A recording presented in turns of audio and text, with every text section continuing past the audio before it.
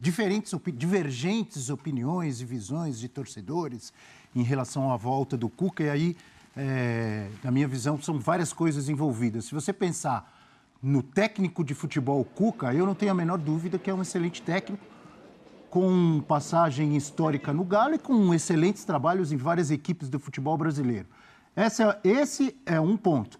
Outro ponto, a forma como o Cuca deixou o Galo e deixou outros clubes várias vezes. São Paulo, Santos, Atlético Mineiro, Atlético Paranaense, a última agora, 6 meses atrás, e uma terceira, que é o envolvimento, no caso de estupro lá de 35, 34 anos atrás, na Suíça, que aí muita gente vai dizer, ou argumentar, mas o caso foi suspenso, ou foi 35 anos atrás. Sim, foi 35 anos atrás, foi suspenso, mas houve o envolvimento.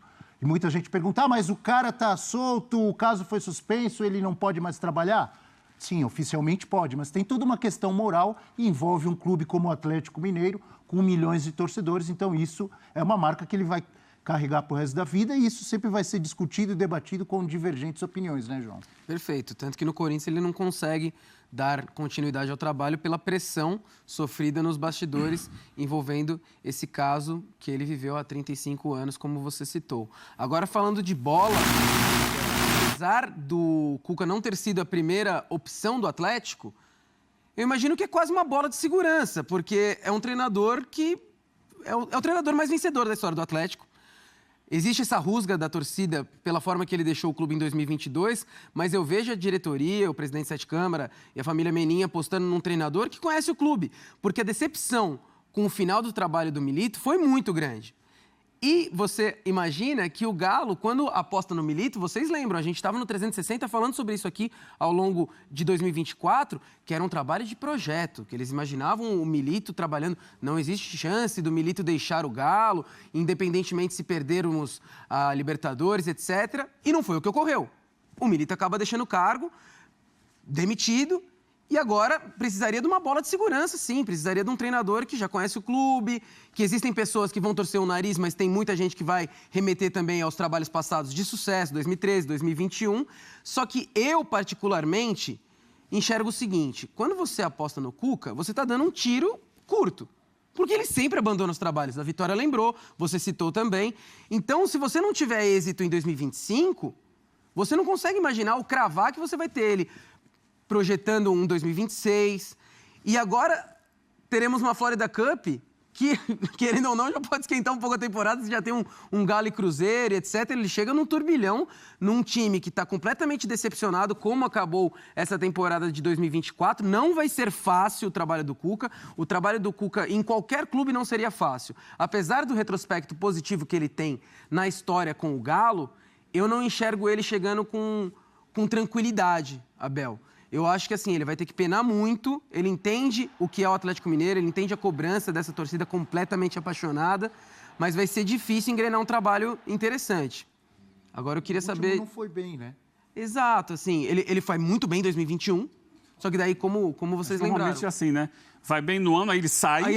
Aí ele volta, aí não volta bem. Voltou Exatamente. como salvador da pátria, não deu certo. Foi assim no Palmeiras, foi assim no Atlético, né? Exatamente. No Palmeiras ele é 16 campeão, para 17 no sai, Palmeiras. volta. Perfeito. É meio que se valoriza, né? Se for sair e tal, e quando volta não consegue entregar no mesmo nível. E a saída do Atlético falando. Paranaense foi muito delicada, né? Foi muito Me desculpem, estranha, mas eu né? vejo ele como um dos grandes culpados pelo rebaixamento do Furacão, porque vinha bem com ele, era algo que ninguém esperava aquela saída. E ali é diferente ainda do que a gente está citando, de quando você é campeão, tem uma passagem de sucesso e depois você vai embora. Ali ele estava no começo, se eu não me engano, ele não completou nem 30 jogos comandando o Atlético Paranaense.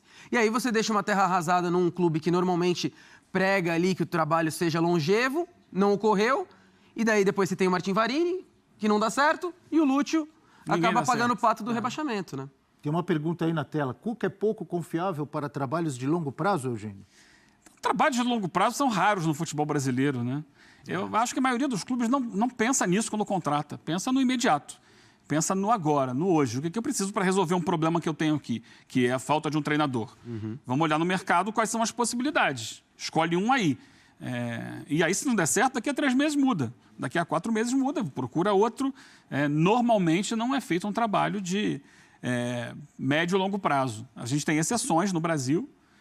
Vojvoda Abel? e Abel. Não dá para citar mais nenhum, né? É isso que complica. A gente tinha o Renato no Grêmio, mas chegou a um fim. Mas o Renato ficou muito tempo e tal. Caixinha também, que ficou um tempo no Bragantino, saiu. Ficou 2 anos, né? Ficou 2 anos, que já aqui no Brasil já é um 2 trabalho anos ou longo, 2 e né? No Brasil não se contrata, com raras exceções. E porque também tem um outro lado. Quando você contrata um técnico que dá muito certo, vamos ver o caso do Botafogo aí. Deu muito certo. O cara vai embora. É ele que vai embora. Jorge Jesus no Flamengo. Jesus no Flamengo, né? O próprio Luiz Castro no Botafogo, que era um nome cotado aí para o próprio Atlético. Então, assim, você pensar em trabalho de longo prazo no Brasil depende de uma série de circunstâncias. Primeiro, do resultado acontecer, e o Vojvoda e o Abel estão aí porque os resultados aconteceram, deles escolherem permanecer nos seus clubes, porque eles escolheram permanecer por circunstâncias várias, de condições de trabalho, de retorno financeiro. Né? O Palmeiras paga muito bem ao Abel Ferreira e por aí vai. Mas é muito difícil você pensar no Brasil que você vai ter um trabalho de médio e longo prazo. Não é assim que funciona. Por parte dos clubes e algumas vezes por parte dos próprios técnicos. E o Cuca é um deles. Exatamente. Que vai embora. Foi embora do Atlético, foi embora do Palmeiras, e não vou ficar citando outros casos, quando estava por cima, quando estava no alto. Né? Agora, indiscutivelmente, ele é um treinador, tecnicamente, olhando para o campo, que tem capacidade de fazer o time jogar.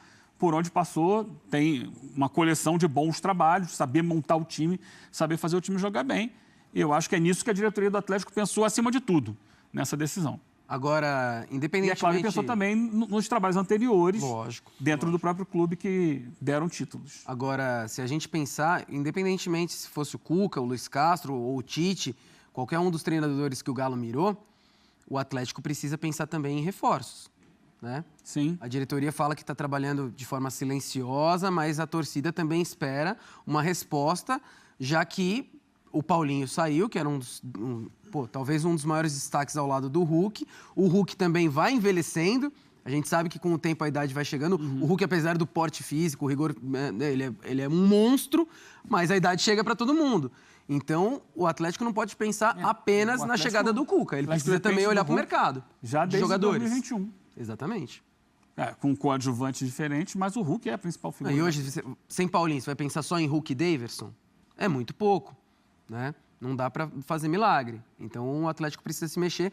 A diretoria fala, né? Estamos trabalhando em silêncio, mas a torcida também fica naquela ansiedade de saber o que vai acontecer. A torcida quer barulho. Exatamente. Estão trabalhando em silêncio? A torcida quer barulho. Vamos falar do rival Cruzeiro com uma tela. Esses estão fazendo barulho no mercado. Fazendo barulho, hein? Estão fazendo barulho no mercado. Silêncio. Antes de mudar, podemos falar do outro lado do Cuca? Por favor. Né? Porque, como disse ali a Vitória, né? O Cuca, ele divide opiniões não só pelo aspecto do trabalho dele, mas pela questão do caso do estupro, né? Foi há muito tempo, foi na Suíça, mas, assim, é importante colocar... Eu ontem fui questionado sobre isso nas redes sociais e acabei emitindo opiniões infelizes, porque eu tinha, para mim, uma percepção de que quando o Cuca, no início desse ano, né? Já estou pensando em 2025, não é ano passado, em 2024, ele chega ao Atlético Paranaense e ele faz um pronunciamento sobre a situação que ele nunca tinha feito, né?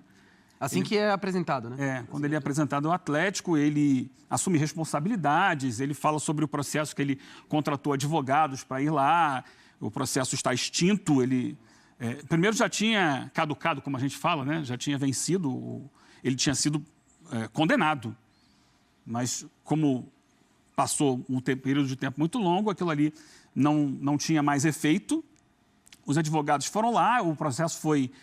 cancelado, né? Não sei se é exatamente essa palavra, mas não existe mais o processo, ou seja, ele nesse momento, ele não tem dívida com a justiça, mas ele tem dívida com a opinião pública, né? Porque ele ficou sem pagar pelo que ele foi condenado. A gente vive um momento que, por exemplo, a justiça brasileira quebra os seus protocolos históricos e abre caminho para o Robinho cumprir a pena que lhe foi imposta na Itália, na justiça italiana, e ele cumpre essa pena no Brasil. Não é o caso do Cuca, né? Não vai acontecer isso com ele, mas eu tinha uma percepção equivocada de que a sociedade, depois do depoimento dele, já que no aspecto jurídico nada mais vai acontecer, dele assumindo as responsabilidades, dele falando sobre isso, se colocando à disposição para ser uma voz contra a violência, as violências que lamentavelmente continuam crescendo, né, contra as mulheres especialmente, e imaginei que ele fosse visto, fosse melhor aceito no mundo do futebol e na sociedade. E recebi uma resposta muito forte na internet, contrária a isso.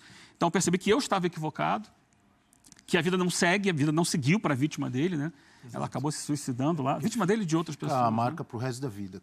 Então essa marca fica, ele, lamentavelmente, ele participou daquilo. Estou dizendo a marca para a vítima. Para a vítima marca para a vítima. Não, e ele está marcado, né? E embora tenha construído toda a sua carreira, depois dessa carreira como treinador, né? Ele já era atleta, ainda um atleta jovem, mas já era atleta.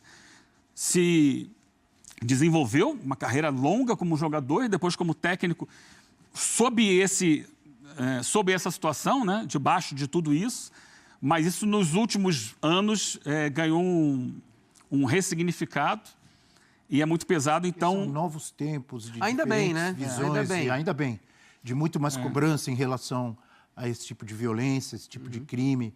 A gente está falando de violência contra a mulher e o Brasil é péssimo nesse quesito, assim, um país extremamente violento com as suas mulheres.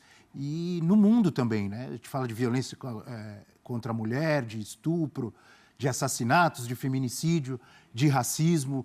Ainda bem, como disse o João, que há muito mais cobrança, muito mais pressão da sociedade para que esse tipo de acontecimento, de crime, seja condenado, para que as pessoas respondam na justiça pelos crimes que cometem nesse quesito. Então não se virou a página, não se esquece o que aconteceu e há sim uma cobrança e uma exigência, e tenho certeza que por boa parte da torcida do Galo, que já tinha se manifestado antes, em relação a isso, o Atlético vai ter que lidar com essa situação, o próprio Cuca vai continuar tendo que lidar com essa situação, e eu, da minha parte, já pedi desculpas nas redes sociais, revi o que eu tinha imaginado que tinha acontecido, eu estava equivocado, não seguiu a vida, não se virou a página, a situação continua acontecendo, embora ele continue trabalhando.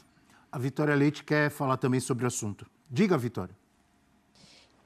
Na verdade, para trazer mais informação jornalística, né, sobre o caso, porque a gente fala assim, até você falou, né, Abel, um caso de muito tempo atrás, mais de 30 anos, são 37 anos exatamente que a gente está falando, foi em 1987, durante uma excursão do Grêmio à Europa, né, o caso aconteceu em Berna, na Suíça, e aí o que aconteceu é que os jogadores, além do Cuca, a gente sempre tem que lembrar que tem outros 3 nomes envolvidos nessa história, né, não foi só o Cuca, foram 4 nomes envolvidos, então foi o Cuca, o Eduardo, o Henrique e o Fernando, 4 jogadores na época do Grêmio que ficaram detidos durante um mês ainda, logo após essa excursão, e aí o caso foi julgado. Em 1989, os jogadores não estavam lá, né? A defesa dos jogadores também não.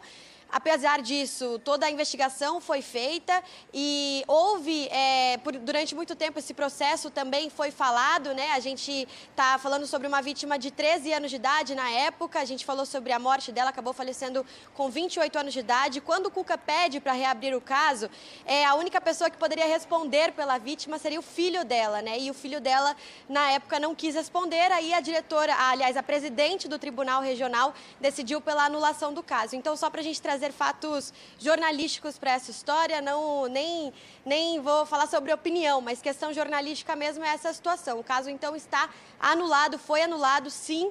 A defesa do Cuca decidiu por reabri-lo, mas em 1989, quando foi julgado, não teve a presença, então, dos acusados, né? E por isso o caso ficou por tanto tempo também como se fosse em aberto. E aí chegou a caducar, como você disse, né, no nosso português, e em 2023, em 2024, foi anulado pela presidente do Tribunal Regional de Berna, na Suíça. Então, só para a gente trazer informações mesmo jornalísticas sobre esse caso, Abel.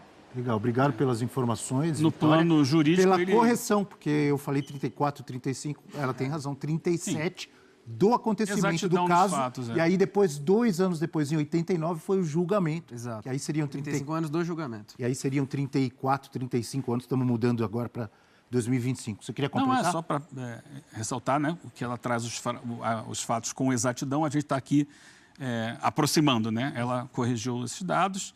E é isso, para lembrar que ele, nesse momento, não tem dívida com a justiça, porque o caso está anulado. Mas a questão aqui é a opinião pública, né? Que ainda tem muita... ainda o enxerga como um caso de que não houve a punição, né? De que ele não pagou pela situação e seguiu, e a menina acabou se suicidando. Então, é muito pesado, é muito triste, e isso ainda acontece muito por aí. Então, a gente precisa dar o devido valor, o devido peso, a devida importância a essa situação muito triste.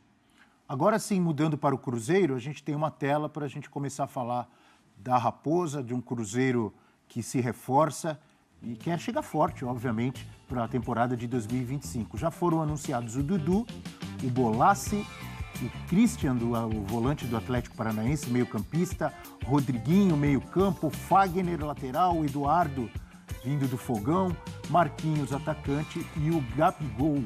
Esses do lado direito estão em negociação. Não anunciados são Dudu, Bolassi, Christian e Rodriguinho. Em negociação, é bom frisar, Fagner, Eduardo, Marquinhos e Gabigol. Não é isso, Vitória? É isso mesmo, Abel. São 4 jogadores, então, anunciados, 4 neste momento em negociação, mas o Cruzeiro ainda busca um zagueiro também, quer um zagueiro para essa próxima temporada, né?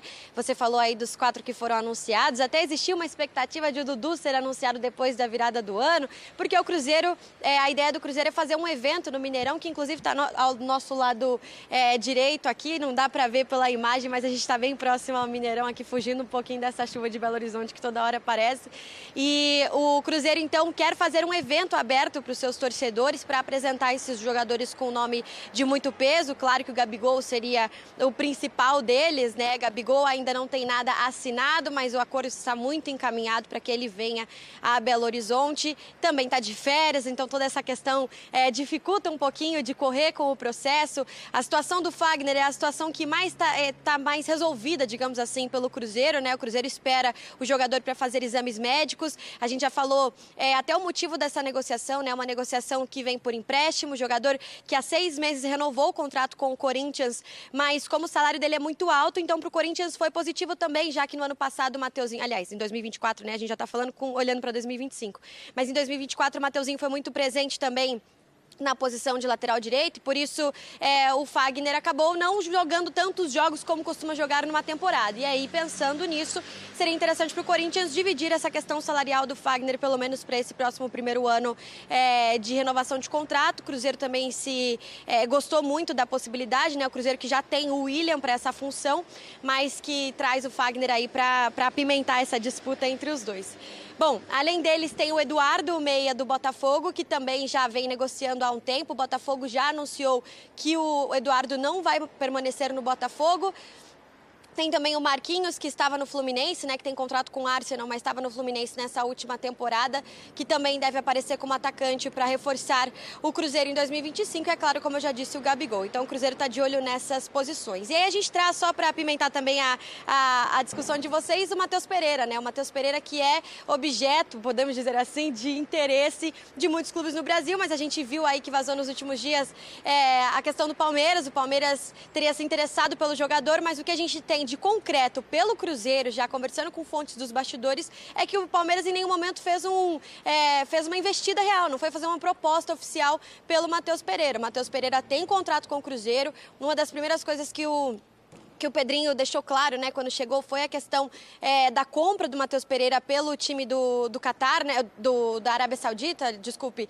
Ele foi comprado, então, pelo Cruzeiro e, por isso, o Matheus Pereira tem esse contrato, não sairia por uma multa tranquila, tem que pagar bastante dinheiro para ter o jogador.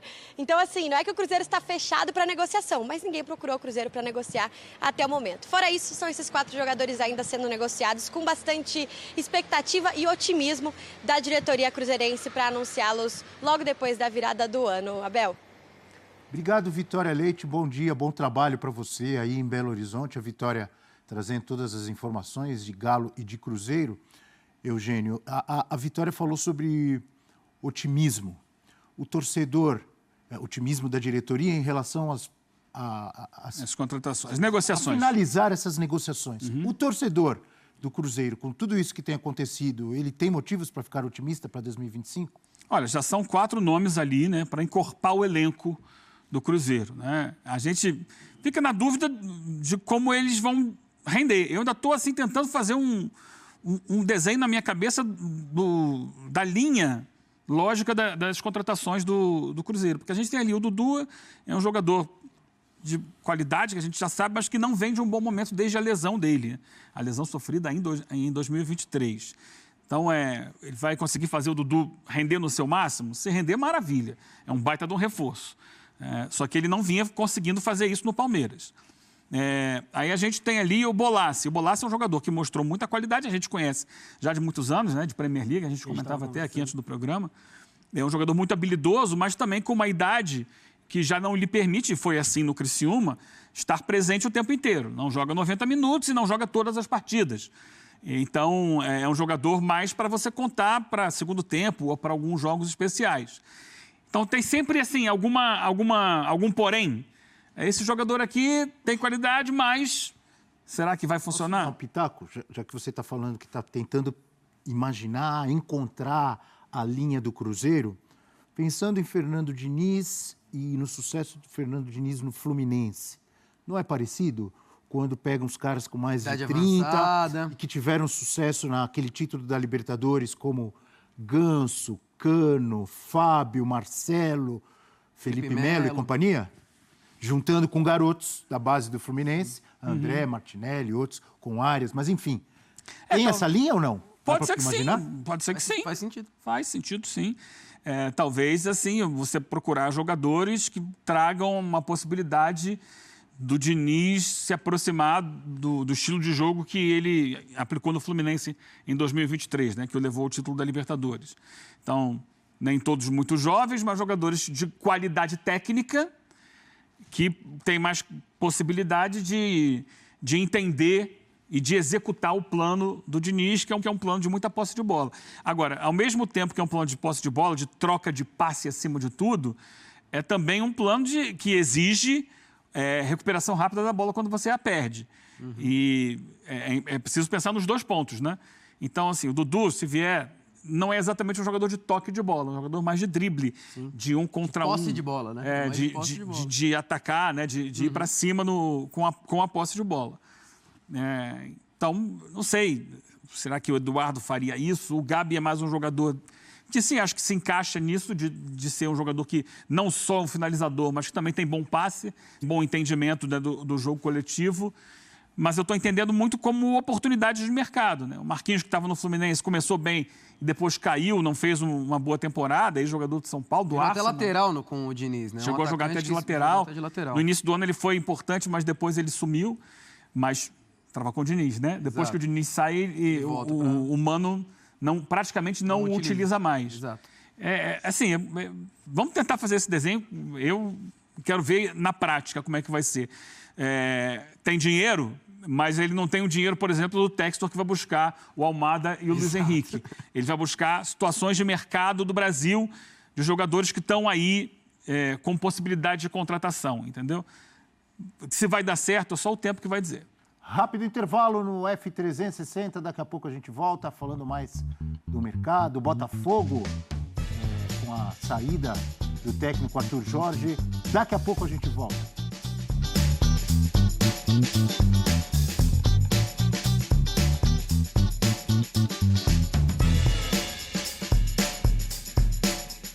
Inteligência amorosa? Eu pratico até quando eu não tenho tempinho. Sabe aquele toque especial que só você dá na hora de preparar uma receita? Então, no intervalo entre as minhas competições, eu chamo a Sadia aqui no Zap e peço uma receita de frango e pronto. Eu dou meus pulos, né? Chama a Sadia no Zap. Seu dia, pede Sadia. Quer ouvir minhas receitas? Mande um áudio assim. Receitas da Rebeca. Tô te contando meus segredos, hein?